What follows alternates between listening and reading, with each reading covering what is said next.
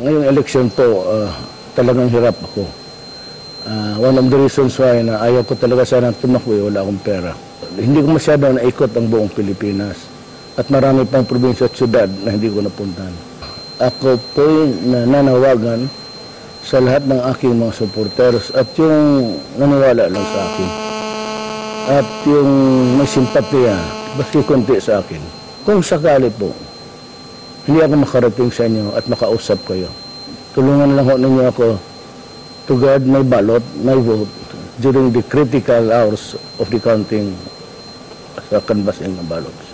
And wala talaga akong pera, I cannot give you, but if you believe in your country, this is your investment. Para investment po na lang ako sa bayan ninyo.